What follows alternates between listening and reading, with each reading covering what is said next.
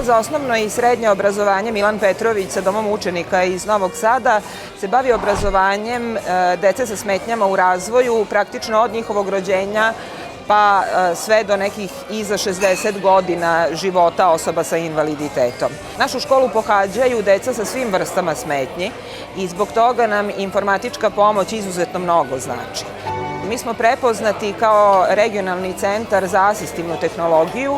Znači, asistivna tehnologija predstavlja različite vidove gedžeta i interfejsa koji našim učenicima pomažu da koriste računare.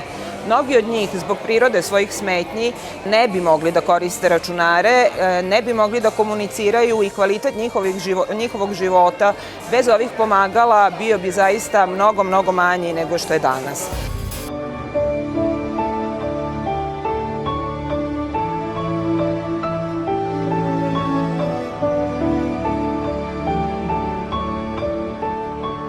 Drago nam je da nas je kompanija Make It prepoznala i da smo jedina škola koja je među današnjim dobitnicima primila priznanje IT Award 2013.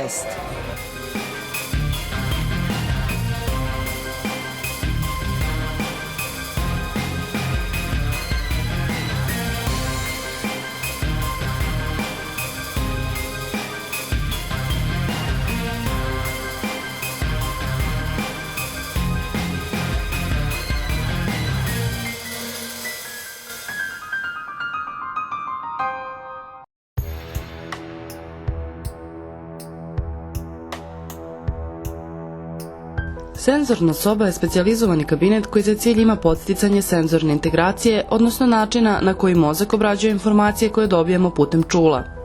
Ova soba pruža mnoge mogućnosti izbora čulnih stimulansa i njihovog intenziteta sa ciljem razvoja različitih veština kod dece sa problemom senzorne integracije.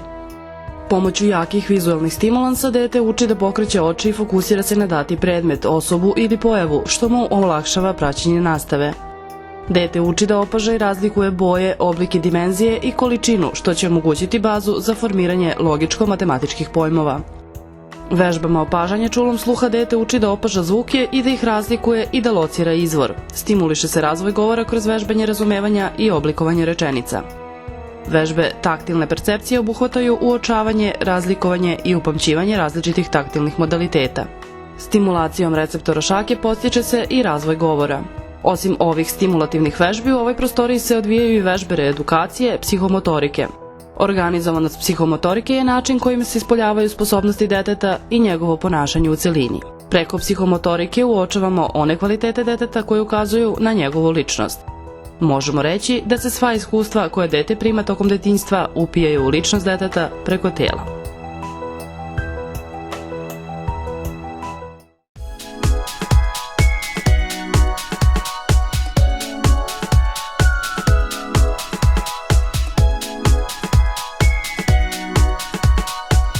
Soba za motornu stimulaciju prilikom tretmana koristi se uporedo sa senzornom sobom. U ovom kabinetu vežbama se stimuliše vestibularni sistem, čulo ravnoteže i držanje tela. Izvode se vežbe grube i fine motorike, dete vrši pokrete istražujući i isprobavajući mogućnosti svog tela i njegovih motoričkih sposobnosti. Vestibularna i proprioceptivna stimulacija su sastavni deo svakog tretmana. Realizuju se kroz aktivnosti ljuljanja, njihanja, aktivnostima na terapijskoj lopti, raznim vrstama ljuljaški i ležaljki. Sve ove vežbe zajedno u senzornoj i sobi za motornu stimulaciju pomažu da se kod deteta poboljša kvalitet senzorne integracije i da se mozak brže i lakše organizuje, da se dete psihomotorno razvija i da maksimalno iskoristi svoje potencijale i da na taj način na zahteve okoline odgovori efikasno, lako i na zadovoljavajući način. Mnoge od ovih aktivnosti liče na igru, ali one su ciljano i svrsishodno vođene od strane stručnjaka defektologa. Kroz takvu aktivnost dete se zabavlja. Mozak je tako skrojen da se razvija dok se dete zabavlja. Dete ni jednog sekunda ne pomišlja koliko ozbiljnu stvar tata radi. Ono zapravo uči. Uči sve ono što mu je neophodno za sticanje novih znanja i svakodnevnog života i usvajanje nastavnih sadržaja. U okviru škole Milan Petrović postoje 2 senzorne sobe i 2 sobe za motornu stimulaciju. Nalaze se u objektima osnovne i srednje škole.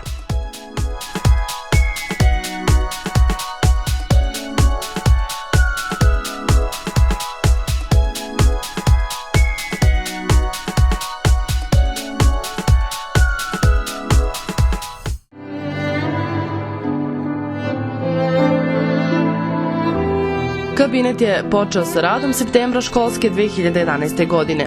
U njemu se nalaze specifični elektronski instrumenti koje je osmislio i konstruisao Kurt Kobel, violinista i kompozitor.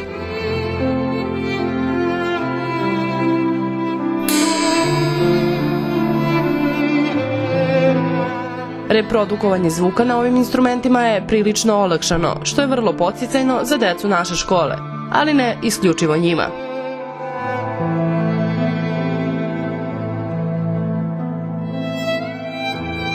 Instrumenti rade uz pomoć senzora koji mogu biti aktivirani svetlom, dodirom, pokretom ili senkom. Osim što je sviranje na ovim instrumentima svojevrsni tip vežbanja motorike, ono je odlično i za psihološki razvoj deteta. Muzika, ritam i pokret su ukorenjeni duboko u svakom ljudskom biću od praistorije do danas. Muzika budi pozitivne emocije, stvara radosno i uzvišeno raspoloženje.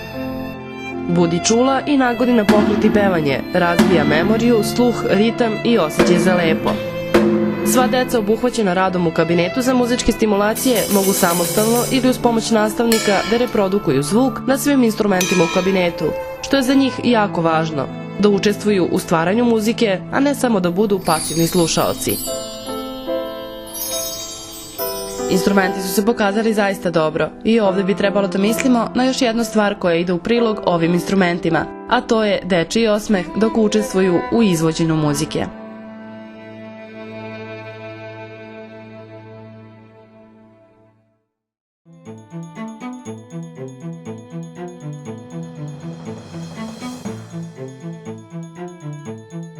Asistivna tehnologija je zbirni naziv koji uključuje asistivna, adaptivna i rehabilitaciona sredstva za osobe sa invaliditetom. Takođe uključuje i proces izbora, pronalaženje i korišćenje tih sredstava. Asistivna tehnologija obuhvata instrumente, aparate, sredstva i uređaje koje učenici sa smetnjama i teškoćama u razvoju koriste kako bi obavili zadatke koje inače ne bi mogli da obave. Korisna je svakom učeniku koji bez pomoći ne može da obavlja sve životne funkcije i nalazi primjenu u različitim oblastima života, školovanju, korišćenju slobodnog vremena, sportu i sl. Korišćenjem asistivne tehnologije može se značajno umanjiti uticaj faktora na slabiji školski uspeh, kao što su primjena neodgovarajućih nastavnih sredstava i drugi. Adekvatno odabrana i korišćena asistivna tehnologija može snažno da utiče na decu sa smetnjama u razvoju, doprinoseći njihovom učenju, samostalnosti, samopouzdanju i kvalitetu života.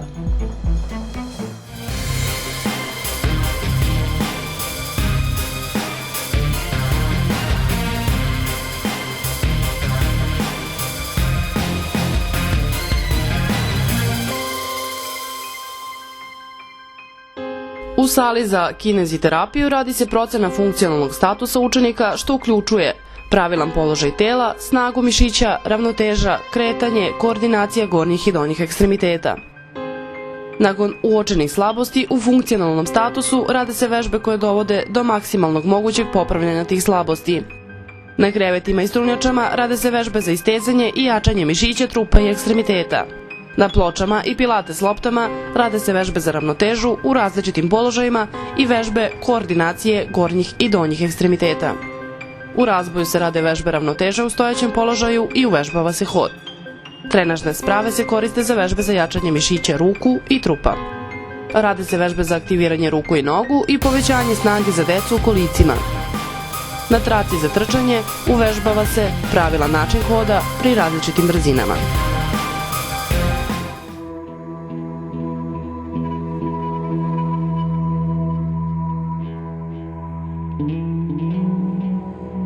U terapijskom bazenu radi se relaksacija učenika, vežbe za povećanje obima pokreta gornjih i donjih ekstremiteta. Rade se vežbe za povećanje snage mišića i poboljšanje koordinacije ruku, nogu i trupa. Pored uvežbavanja hoda, uči se održavanje, menjanje položaja tela u vodi i na kraju plivanje.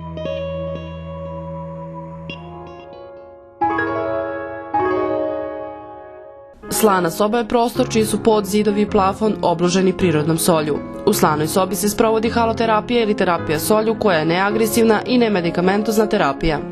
Terapija solju pomaže u lečenju bolesti disajnih organa i kožnih bolesti, a zasniva se na udisanju mikročestica kamene soli, kao i izlaganju tela suvom aerosolu kamene soli.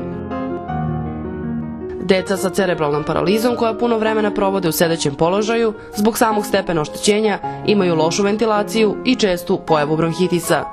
Slana soba im olakšava disanje i prevenira pojavu upalnih procesa.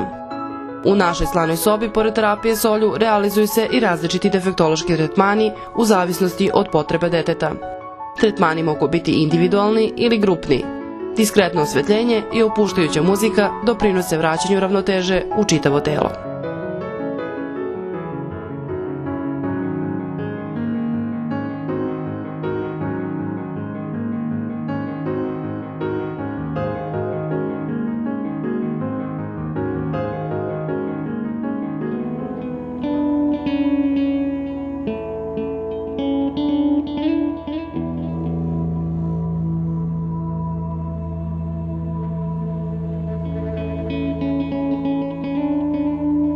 Montessori metod se u našoj školi uspešno realizuje od 2005. godine. Ovaj metod je delo italijanske lekarke i pedagoga Marije Montessori. Zasniva se na shvatanju da je svako dete dragocena, jedinstvena individua koja se razvija u skladu sa svojim kapacitetima i sopstvenim ritmom, kao i da postoje prirodne razvojne potrebe i zakonitosti zajedničke za svu decu. Nauka o vaspitanju i obrazovanju dece koju je Marija Montessori razvila usmerena je na pripremu deteta za život.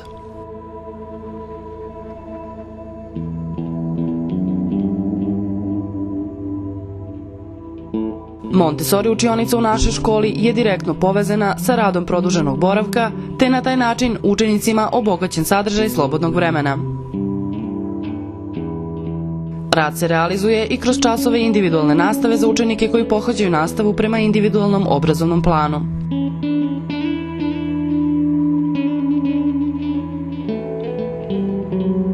U ovom prostoru učenici imaju priliku da koriste materijale iz 5 centara interesovanja i materijali su prilagođeni sposobnostima dece.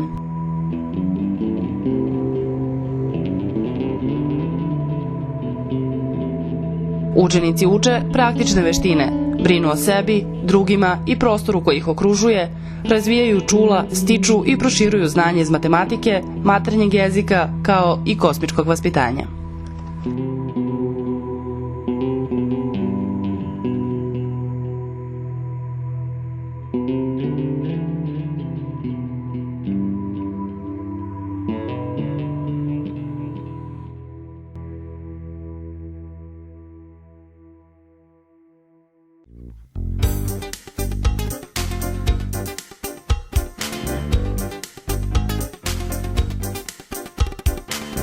U školi od 2006. godine postoji radionica za izradu tifloloških sredstava.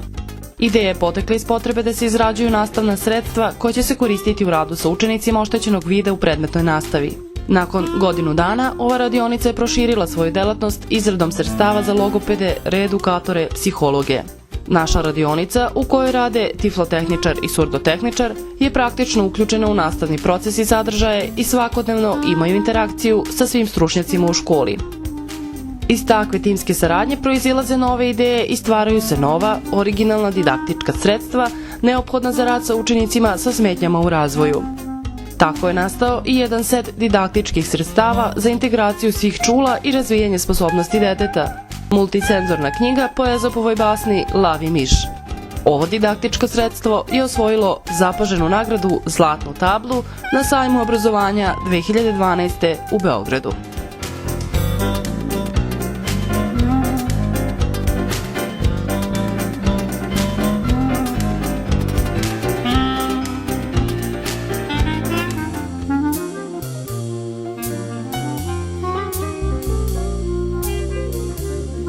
Tiflološki kabinet je specijalizovan prostor adekvatno opremljen. Namenjen je individualnim tretmanima i obuci osoba oštećenog vida. U kabinetu se radi sa učenicima škole, korisnicima radnog centra, kao i sa decom upućenom u okviru servisne podrške. U kabinetu je moguće izvršiti ispitivanje osnovnih vidnih funkcija, obuku korišćenja računara uz pomoć govornog softvera, obuku orijentacije i kretanja uz pomoć belog štapa. Posebna pažnja posvećuje se povećanju efikasnosti korišćenja čula vida i razvoja osetljivosti čula dodira, kao i objedinjavanju informacija dobijenih uz pomoć svih čula radi upotpunjavanja informacije o predmetu ili o situaciji. Crna soba je poseban kutak u okviru kabineta. Ona je sa dodatnom opremom namenjena stimulaciji vida kod dece manjeg uzrasta.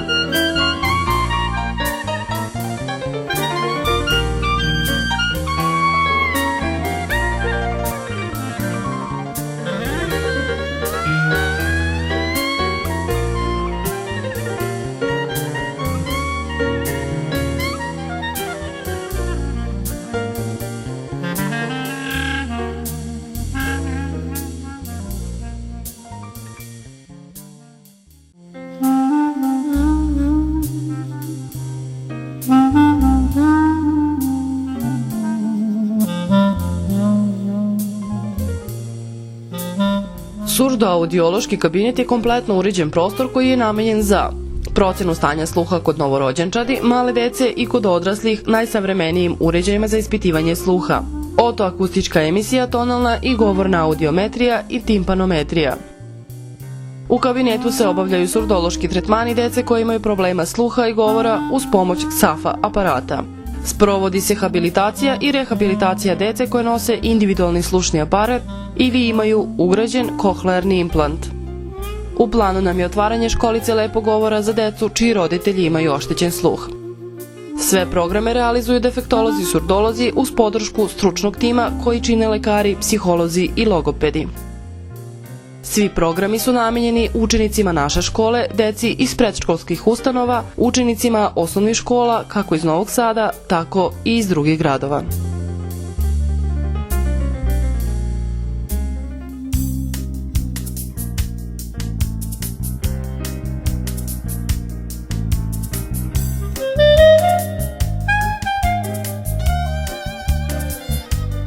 Logopedski kabinet se koristi za pružanje podrške deci iz redovnih škola i vrtića, ali i za individualne tretmane za učenike naše srednje škole. Vrši se procena govorno-jezičkog statusa i pružaju logopedski tretmani za sve tipove govorne jezičke patologije. Radi se vizualna stimulacija, auditivna stimulacija, stimulacija razvoja vremenske i prostorne orijentacije, bogaćenje rečnika, vežbe uočavanja redosleda, vežbe samostalnog sastavljanja rečenica, analiza i sinteza rečenica, uočavanje pojmova situacionog govora. Na raspolaganju je raznovrstan didaktički materijal i više vrsta asistivne tehnologije. Rade se tretmani na SAFA aparatu.